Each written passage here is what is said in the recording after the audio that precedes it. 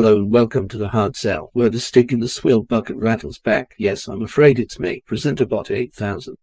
Your drastic pal, who's fun to be with. I'm trying out a voice based on the usual presenter, but if it's too uncanny valley, just let me know and I'll switch.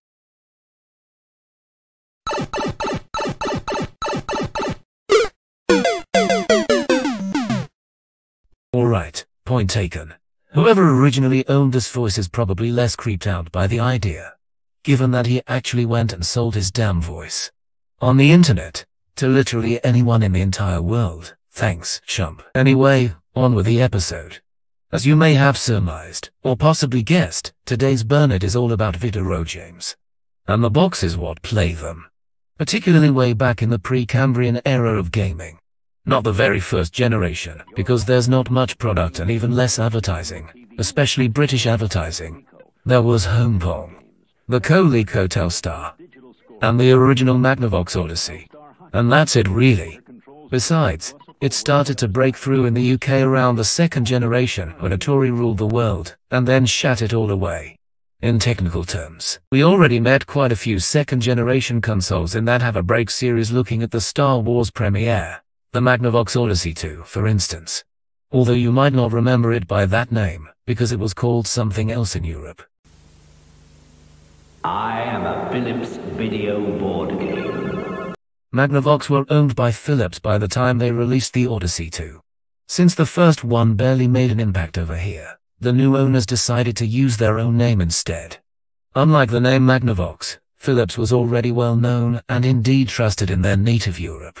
However, why they traded Odyssey for Videopac is beyond even my electronic comprehension. Get it? Because I'm a robot.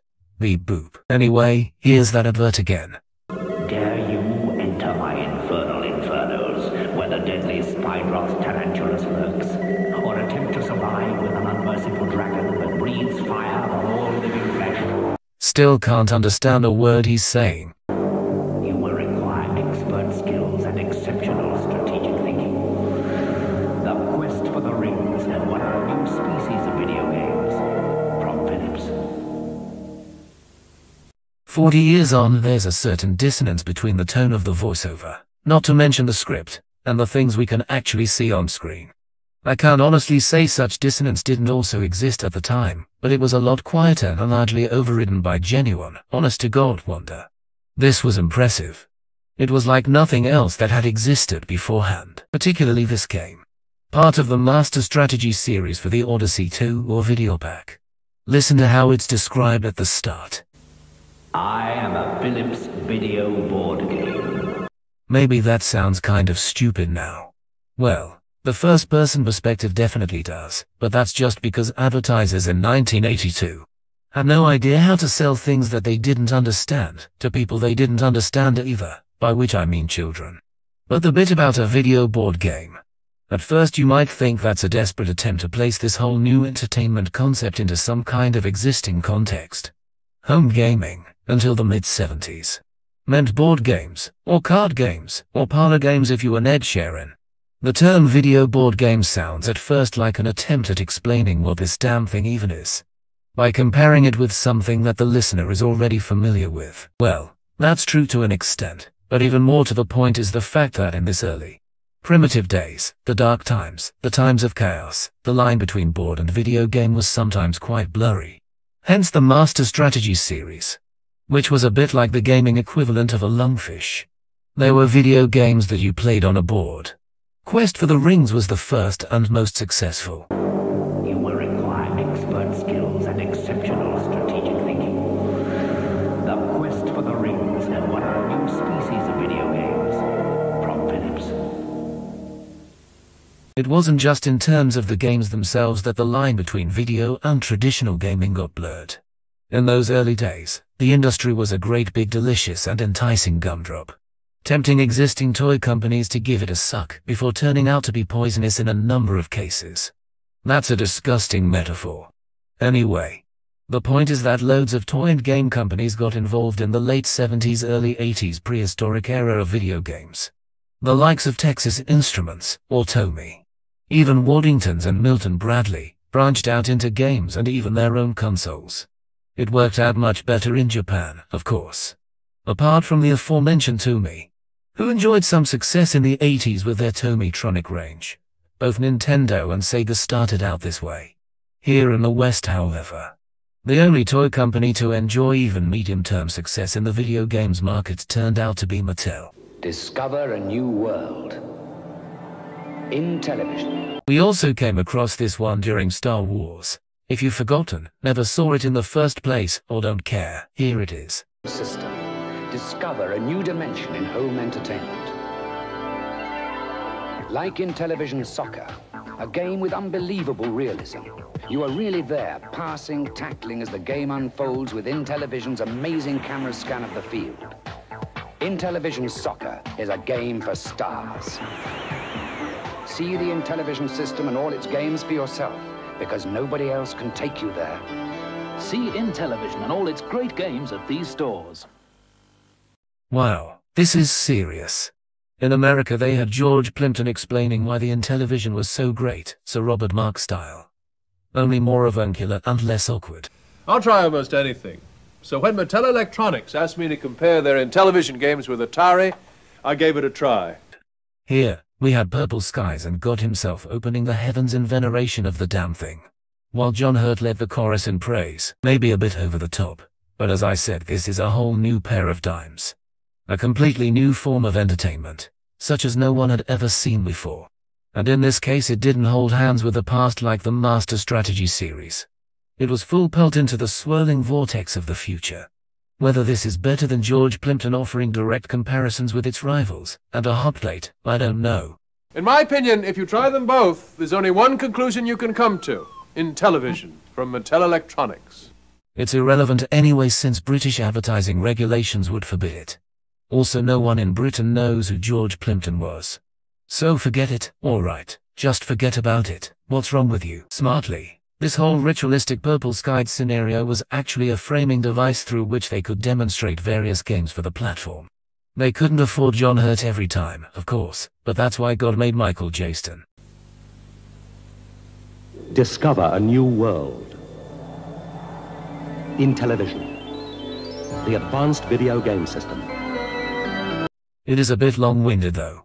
It's impressive the first time, but there comes a point in the campaign where you're just faffing around. At least they gave Jaston the better grammar. Discover a new dimension in home entertainment. In B-17 Bomber, for instance. And he gets to exalt in one of the Intellivision's great unique selling points. You've got a computer voice to help you beat off fighters. Got them. And target your bombs. Only Intellivision make games that talk to you. That's right, the motherfucker could speak. Well, roughly. But bear in mind, this is 1982.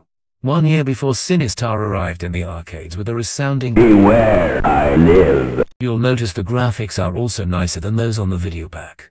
In fact, the Intellivision probably had the best visuals of all the second-generation consoles for what it's worth. Although it paid the inevitable price in processor power. Which is just one of the reasons why the real leader of the pack, pun absolutely not intended but fuck you, was Atari. From the people who brought you Space Invaders, 30 fabulous games to thrill and excite you.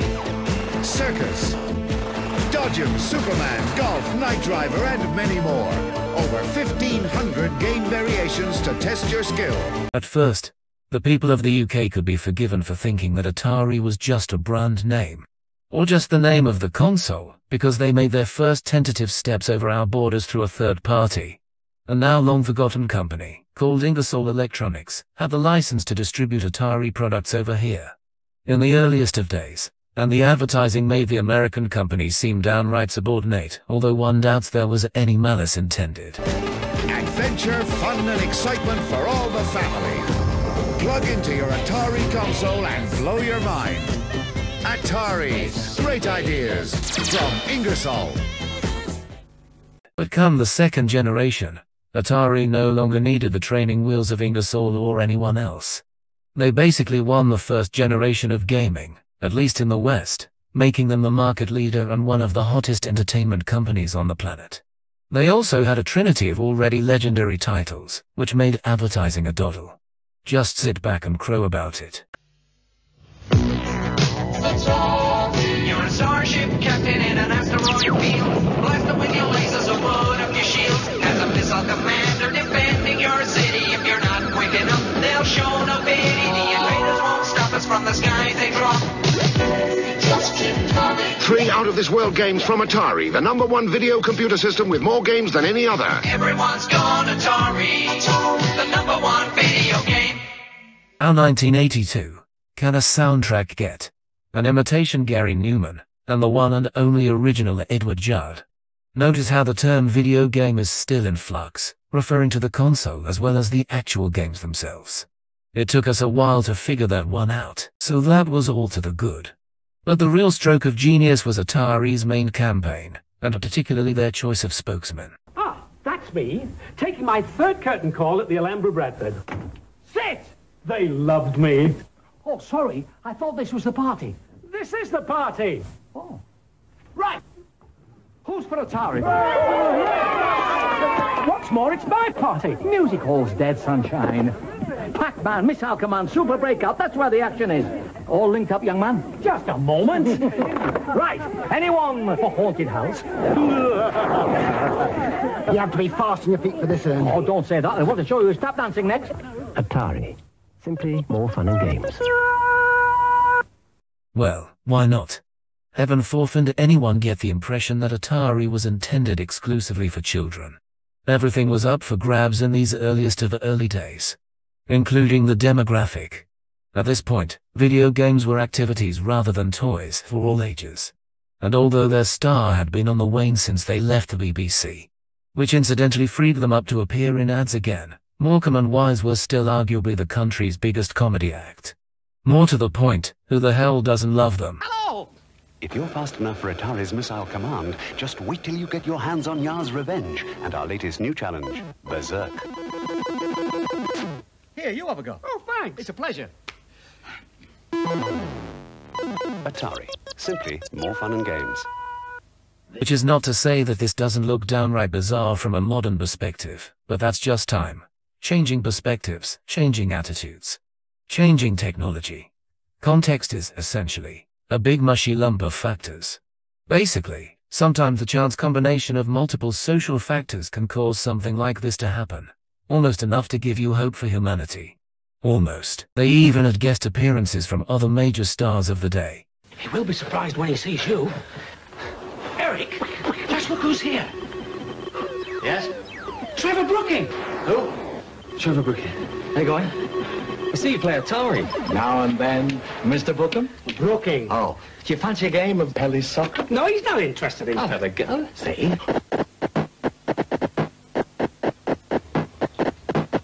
Oh, 40 love. It's a bit good, you're Mr. Putin. Wait, what was that Eric just said? It's a bit good, you're Mr. Putin. That sounded like Putin. Error. Terminal conflict. Argument is an apropos/extremely apropos/inapropos/extremely beep apropos loop error. Reboot. Anyway, wait for the inevitable Luton Town reference. I've told you it's Brooking. Well, whatever his name is. Ever thought of playing for Luton Town Reserve, youngster? No. There we go. Atari. Simply more fun and games. Of course, we all know what happens next. Atari attempted to add a 4th legendary title in Pac-Man, but the conversion was shoddy and poor. Then they spent gallons of cash on a movie tie-in that turned out to be one of the worst games ever made. ColecoVision came along, actually beating them at their own game. And IBM and Commodore developed something called the personal computer, drawing a line in the sand between serious technology and the playthings Atari were making. Eventually Atari imploded messily, taking the Western video game market with them, killing off the 2nd generation of gaming and paving the way for Generation 3 to be led from Japan by those aforementioned former toy and playing card companies. But that is another story, which has been told several times, and might be again, next time he gets a cluster headache, or an existential crisis, or both at once, and of course provided Brooking doesn't drop the bomb. Enjoy.